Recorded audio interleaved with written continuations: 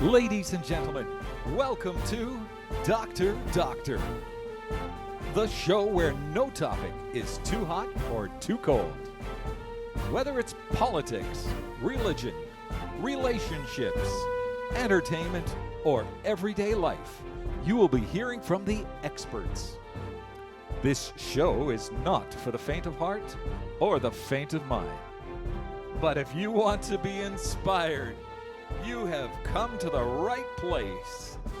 And now, prepare to be enlightened as we introduce the host of Dr. Doctor, Dr. Peter Tassi, and his close advisor, Dr. Fooch.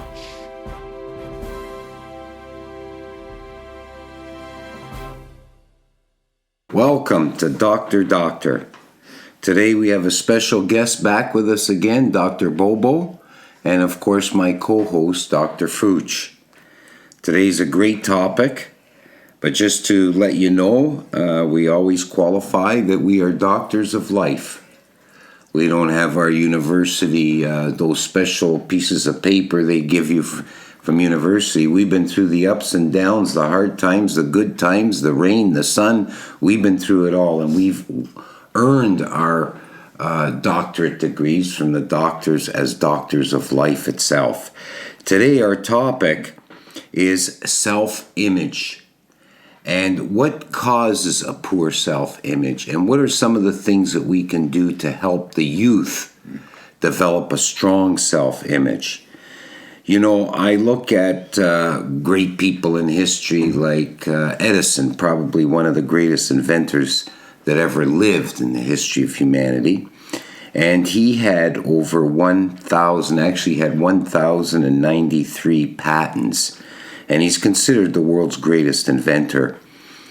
He did great inventions like the incandescent light bulb, the phonograph, the motion picture camera, alkaline storage batteries. The list is endless. But when we look at Edison, we see that he was incorrigible in school. He was difficult. The teachers had problems with him. They didn't like him. They didn't know how to handle him. And so one day they finally sent him home with a letter. He was about 11 years old, and they sent him home with a letter to his mother saying, "We can't take this kid anymore. He can't learn. He's doesn't have any abilities, and you have to keep him at home because we won't take him anymore." So when his mother opened this letter that said this and read it, the young Edison asked her, "Mom, what does the letter say from the teachers?" And his mother said to him, Your teachers wrote me a letter saying that you're so intelligent, you're so far advanced, you're so brilliant that they can no longer teach you. And we have to teach you at home, that I have to self-school you." And so that's the way it went. Edison's mother self-schooled him. She was a teacher herself at one time. She suffered greatly with mental illness, but she was a brilliant woman. She self-schooled him, and we end up with Edison as being one of the great inventors of all time. So the question that comes to mind is, what role does school play and educators play in creating a poor or a strong self-image? And then we live in a society where 50, 60, 70%, depending what part of America you're talking, families are broken up. Young people don't have mentors at home. They may not have their father at home. So instead of looking to a father for a strong self-image or a role model, they turn to the streets, and we know what happens there.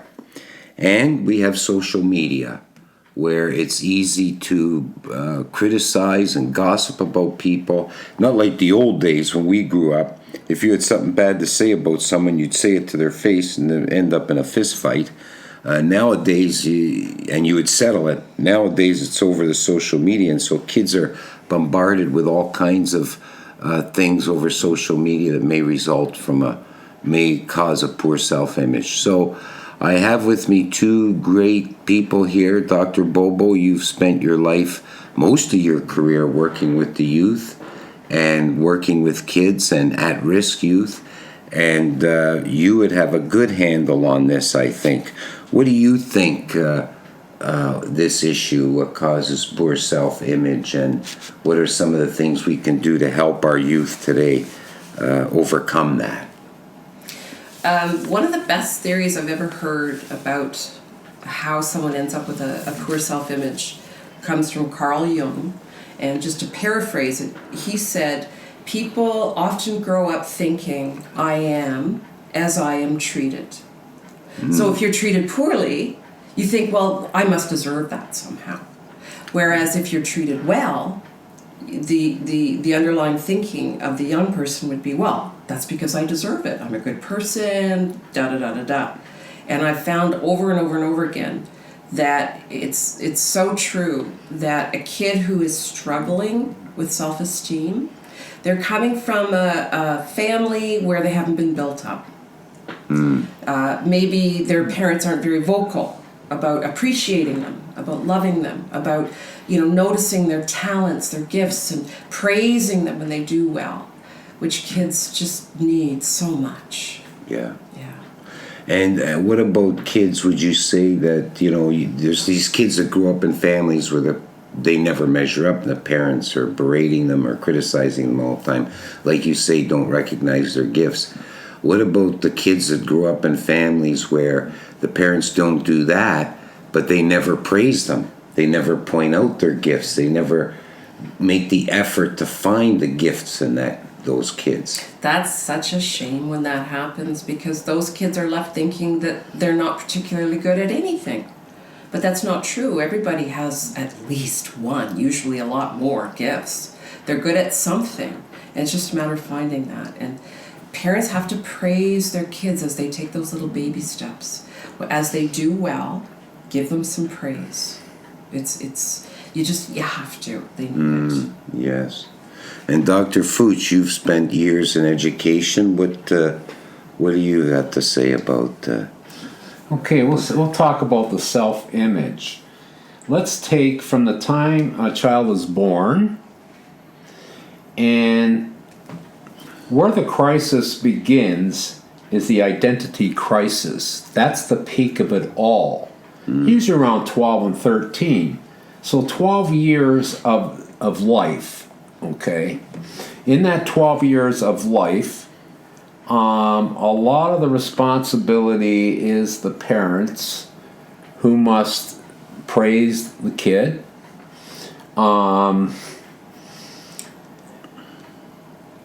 give them a purpose and place in life, and if not, then the crisis happens. They don't know who they are, where they're at, where they want to be. And so it's very, very, very important. You got to remember, youth is basically the artist of their life, and not ours or the parents. And I believe the foundation of that has to be pretty tight and strong from time of birth to about 12 years old. Yes. And what will happen, unfortunately, if things don't go right, then at 12 and 13, they step out of themselves to get praise or recognition in order to feed their ego or whatever. Yeah. Yeah, they'll look elsewhere. If kids aren't getting that strong self-image at home, they're naturally, even as adults, if we don't get it at home from our spouse or our children or friends or colleagues, we're going to step out into another world and get it. I can remember as a kid going to school myself, and I had a couple teachers called me stupid over the years. They say, you're stupid, you can't learn anything. And one time they told my father, your son is stupid, better get him a tutor, doesn't understand nothing. And thank God I had the parents I had, especially my father, who he ended up getting me tutors so that I can get through. But my self-image didn't rely on that, and he could see that athletically I had a passion for athletics, And so he got me into a lot of sports. So sports became my scapegoat because when I played sports, I got a lot of accolades. But I was a good Peter, athlete, so I had a place to go to find a positive self-image outside of the school. Thank God. Yeah. you were not pushed into sports. No, not pushed into it. Was And there's another problem, okay? Between, we'll say when a kid gets into elementary school, just before getting into high school, parents will put them into sports, music, or other fields. But that is not the choice of the kid. That is the choice of the parent. Yes. And what is what does the kid really understand? He just goes along with it to please the parent. Yeah. Because the parent provides all the necessities of life, the comfort zone, a place to sleep, a place to eat, and whatever. So the kid goes. And now, what will happen there, then several years of that, then the kid will have an even more difficult identity crisis. Right. Yes. And then he becomes a teenager, thinking he or she's independent. And then the problems can begin. And that's another thing I really caution the parents push their kids into all these different things. And I think it's not benefiting the kid. I honestly underline saying it probably to suggest that it's benefiting the parent. Yeah. I guess there's a difference between inviting kids into the option of many opportunities and getting involved in many things and pushing kids into things. There's a big difference there. You know, if you're pushed, then sometimes it's the parents are living out their dreams through the kids. But if kids are given lots of options and lots of opportunities to embark in different areas, then they will find that area that gives them a positive self-image. What do you think of Dr. Bobo? I want to ask you because I know you work with a lot of at-risk kids. Marriage breakups. Yeah. You know, this is commonplace now. Yeah. I remember talking to someone, a very, very prophetic man, very inspiring, but from the old school, old-fashioned. And he said to me, I talked to him about divorces and parents leaving their kids and so on and so forth. And he said that if you leave your children and your family, you've got some kind of mental illness. And I says, well, wait a minute.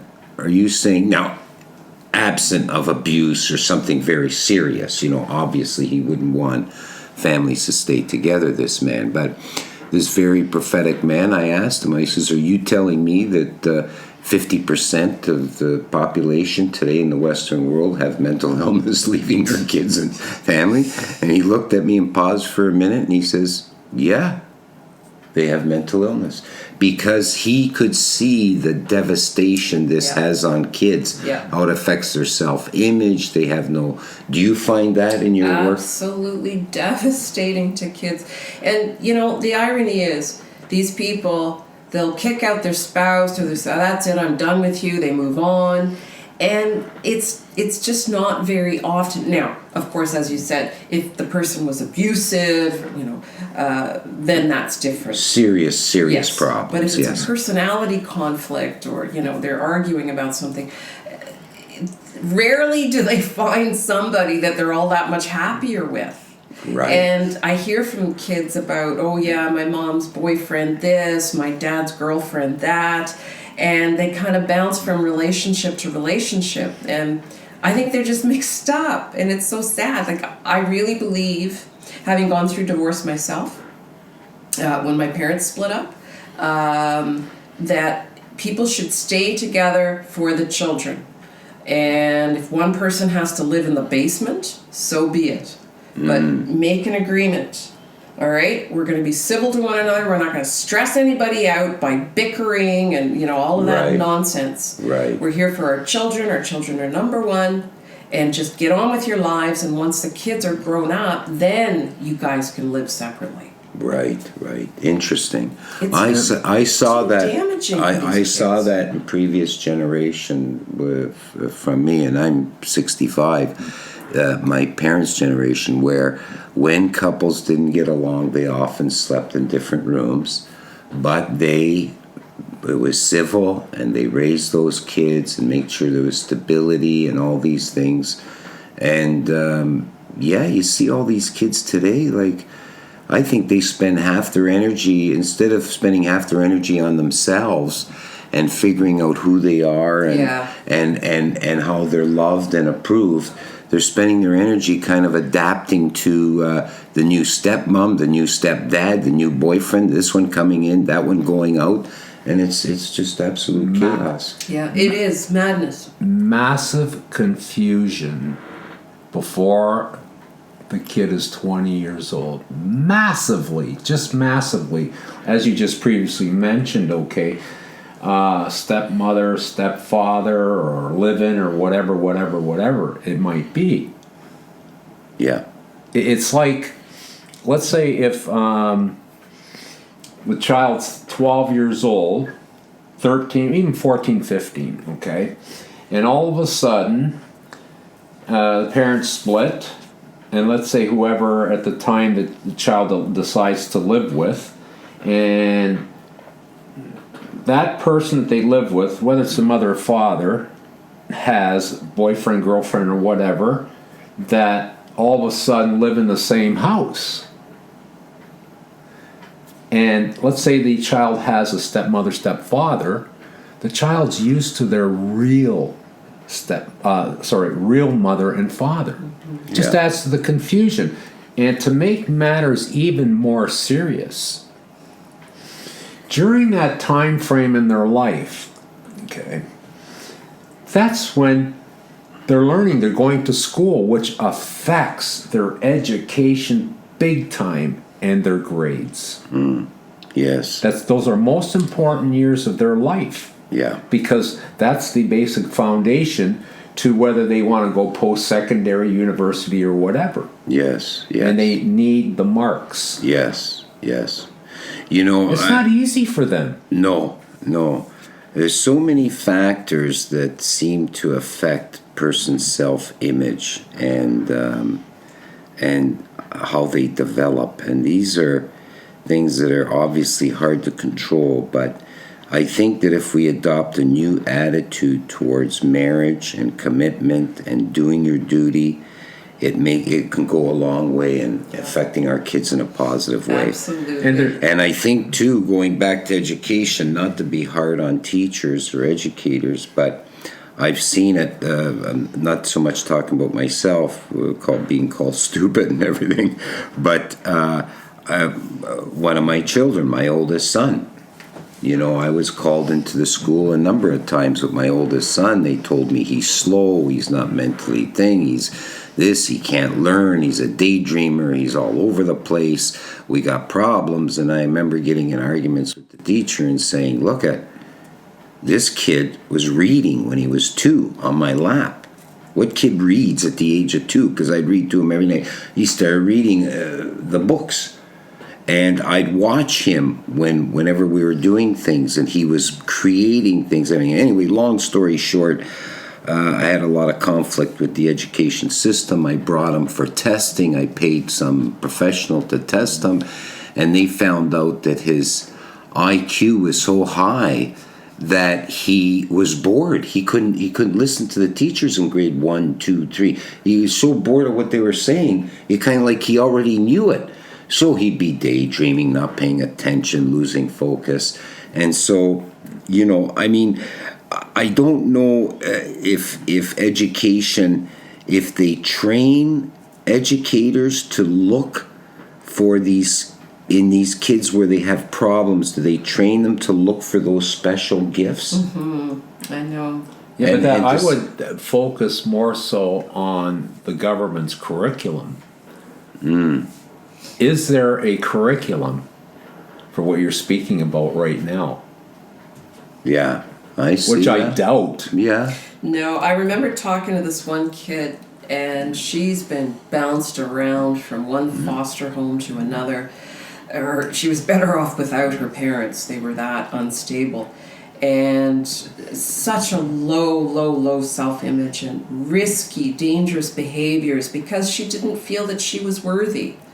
And I remember talking to her about intelligence because someone had told her that she wasn't intelligent. And I said, well, what did they mean exactly? And she said, well, proceeded to say, well, they thought I was a dum-dum. And so I explained to her the theory of multiple intelligences, that there are different types of intelligence. So you might have a physical intelligence, you might have a musical intelligence, Right. A spatial, there's all different kinds Creative of intelligence. Creative intelligence. Yes. That there's all different kinds of intelligence. And as I was explaining this to her, her eyes got as big as saucers.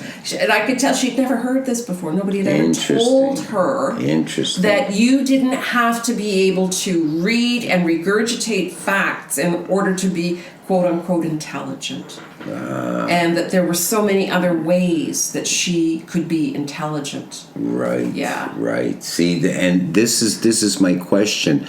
To what extent, and you are in education, so you have an understanding of this, to what extent are educators trained to look for the brilliance in every kid? And that takes a lot of work. It does. You just don't get up there. You were talking about the curriculum. You don't just get up there and teach your curriculum. You have to make a lot of effort to find brilliance. Now, I do think that the problem with that is I don't know if you can teach teachers to do that, because that is a gift in itself. Yeah. The ability for someone to look at someone else, Yeah. and in the process of teaching them, you actually see brilliance there, Yes. where it appears that they're not smart at all, but really they're brilliant. Yes. Like the Edisons, Yeah, but- like a lot of the great minds in history. This was the case. They were kicked out of school. They failed at it. But how many teachers are taught to be able to do this? Okay, or they can observe it. Now let's give you an example of JKSK, which I have worked. I was always looking for, working with students, some type of creativity, some kind of a ability that is, and the answer was at the tip of my nose. For example, there was kids that they were great with building blocks, building things, working with their hands. Yes. There was other kids there was artistic values.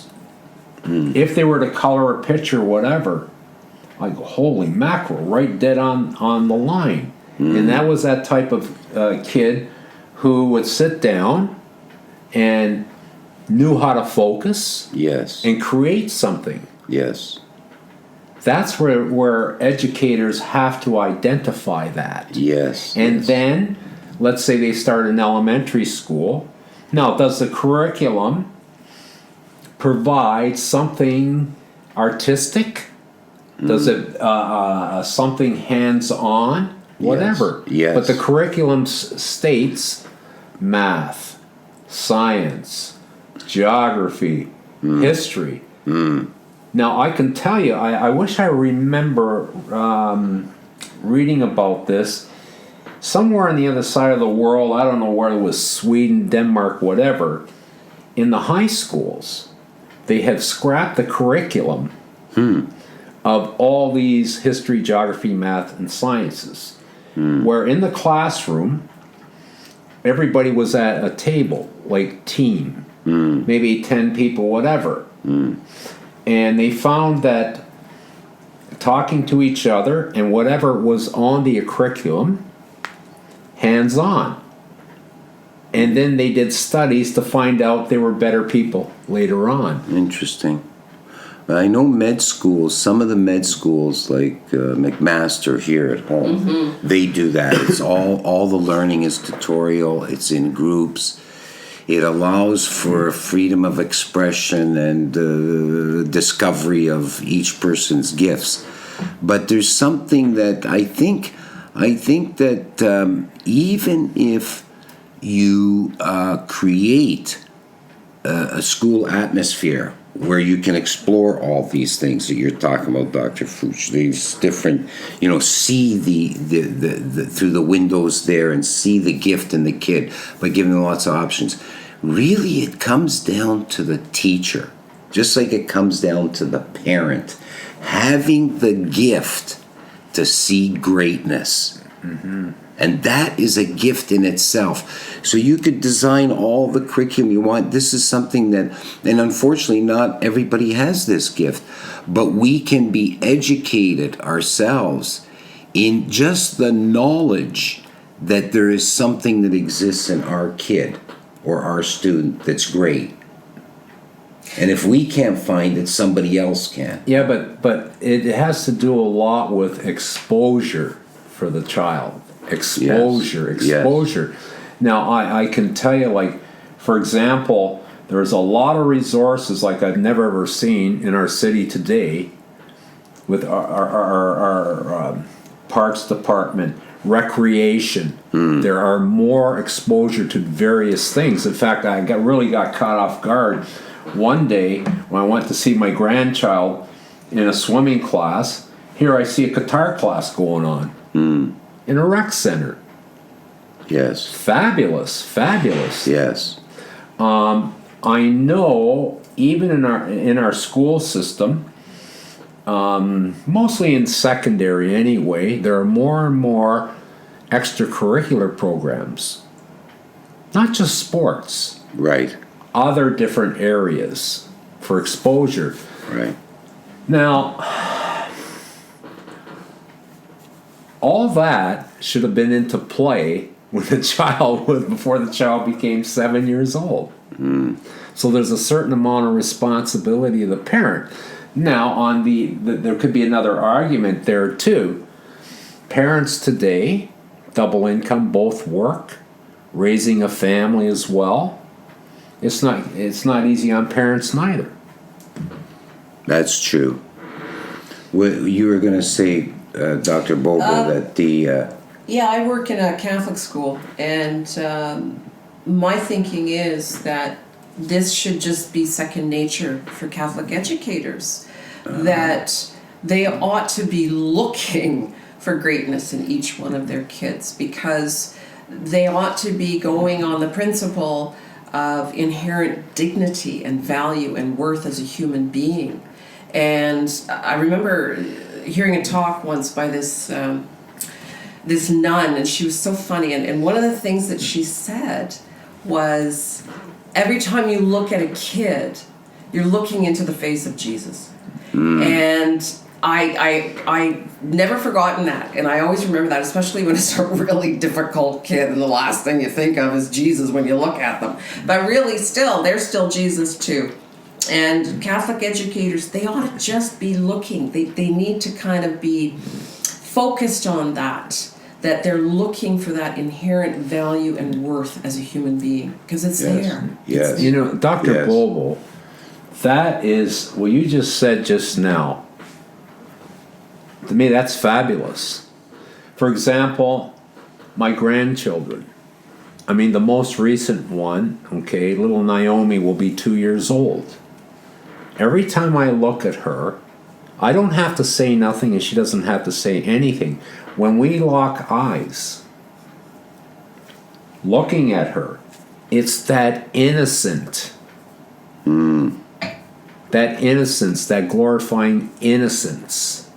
As you just gave an example, looking at Jesus, as you just mentioned, it's that innocent, pure innocent, Yes. unconditional innocence. Now, working in schools, I've done elementary, I'm in secondary. Working with students, I can identify that innocence. And when I identify that, I can open up a door for them to say and try to identify, where is their strength? Where is that gifted talent from time of birth?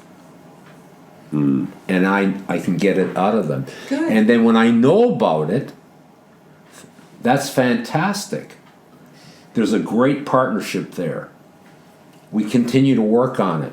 And then all of a sudden, they're performing accolades.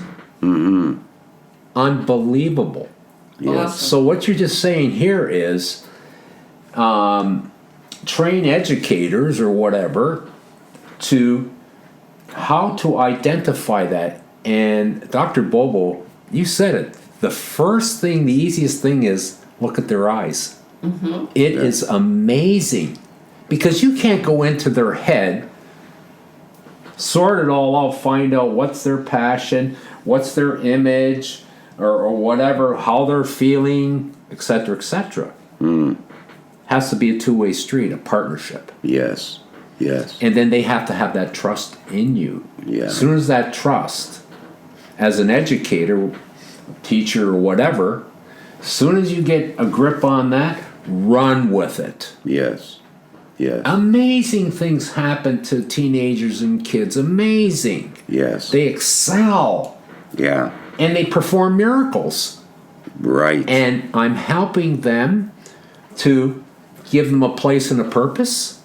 They get to really identify themselves. Yes. So I can understand what you're saying here about Yeah.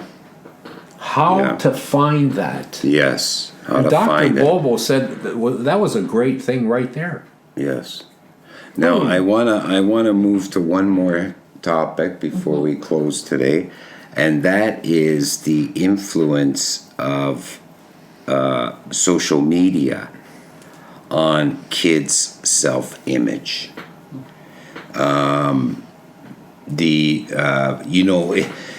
We know from our own upbringing. I can remember one time in high school, I think I was in grade 9 or 10, and you're just starting to get interested in girls, right? About grade 9 or anyway, that's what it was for me.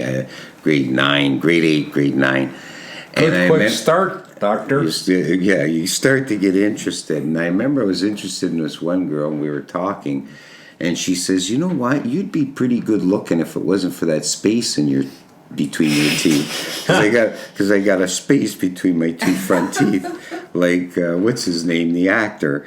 Anyway, so that small statement had a major effect. Because I never thought of myself as not good looking, attractive, unattractive. Yeah, but positive or negative? Yeah, I never thought of it in those terms. But when she said that, I don't know if it had a major impact on my self-image, but it certainly had an impact on my view of girls as I was getting interested. And I'm going like, this is what girls are all about. I'm going right back on the football field or back in the boxing gym or back on the hockey ring. You know what I mean? Like, the heck with this nonsense.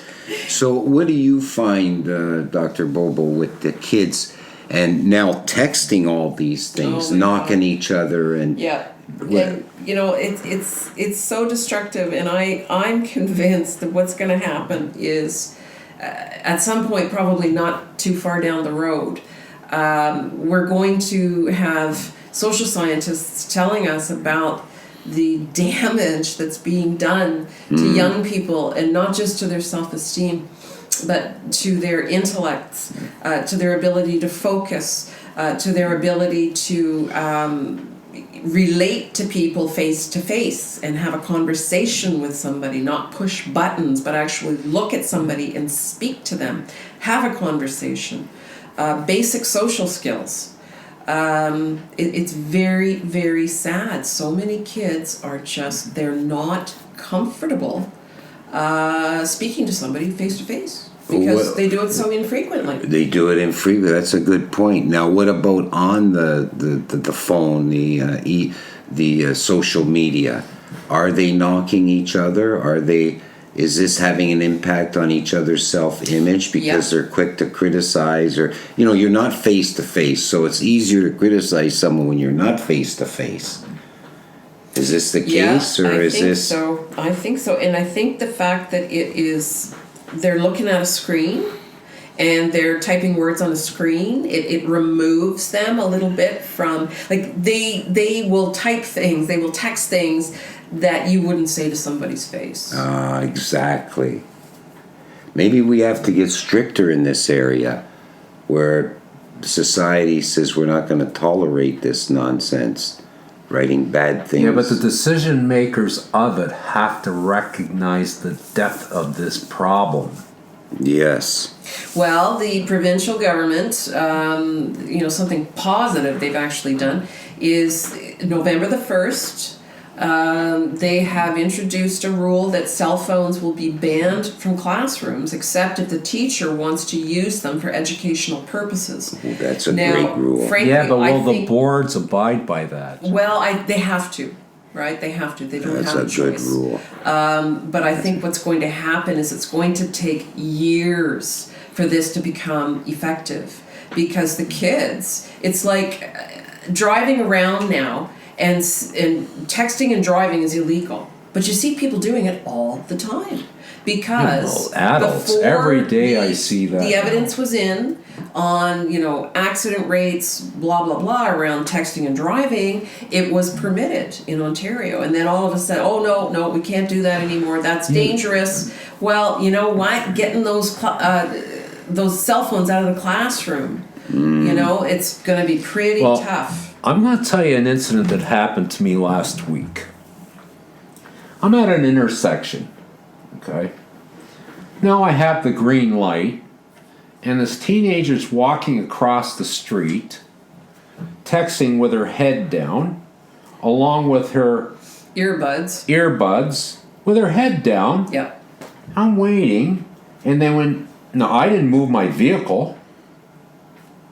I honked the horn. She went crazy at me.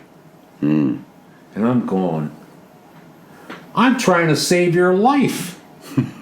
Because if somebody would have came in another lane, whatever, she could have got hit. She was not alert. Not at all. No. Yeah. And we see that day in, and we see that day out. Yes. It's not funny, but it is kind of funny in a way because I see so many kids with their heads buried in their phones walking the hallways.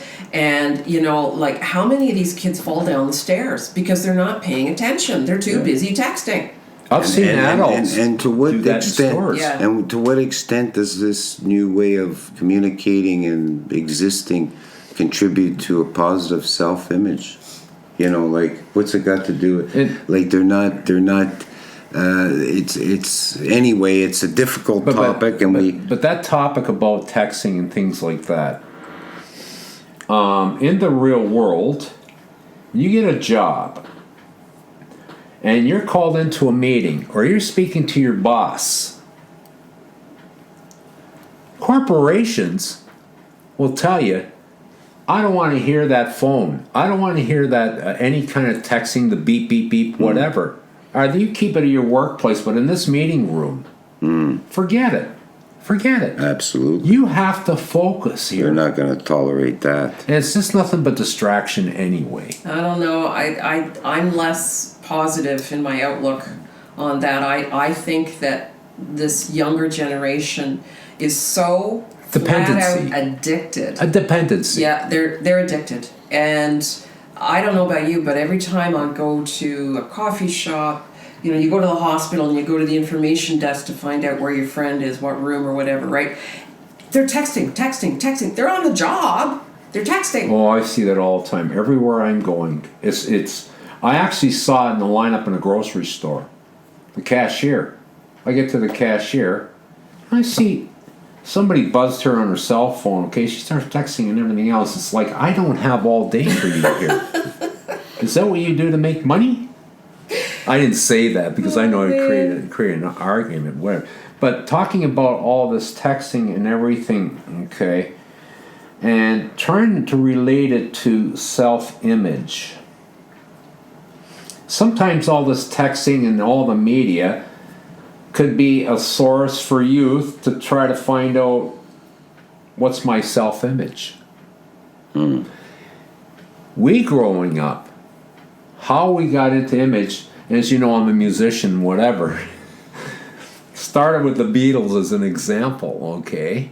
I started growing my hair long. I was little transistor radio listening to their music. And that was part of an image that I'm a musician. which it gave me a life that was just fantastic of happiness and joy. Yes. Because I learned how to play. I learned music. And you're good at it, so you felt good about yourself. Exactly.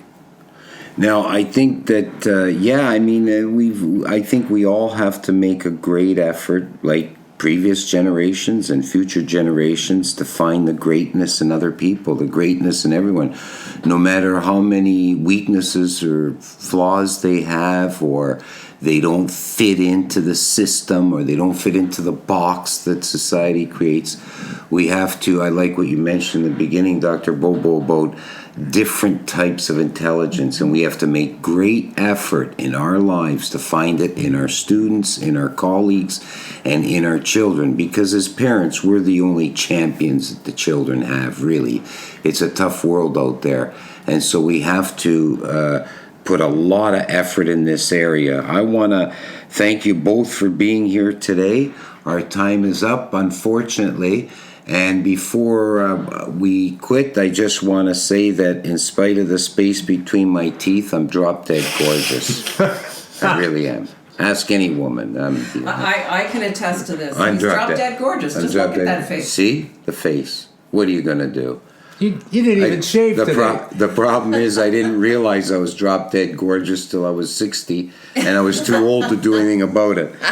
Anyway, if you'd like to send us your suggestions for a podcast or your opinions or ideas, write us at drdoctorpodcast@yahoo.com. That's drdrpodcast@yahoo.com. And if you'd like a copy, a digital copy of the book History of Time from the Big Bang to the Present, write us at the same email, drdoctorpodcast@yahoo.com. That's drdrpodcast@yahoo.com. Thanks for joining us today, and we look forward to reaching out to you next time. Have a great day.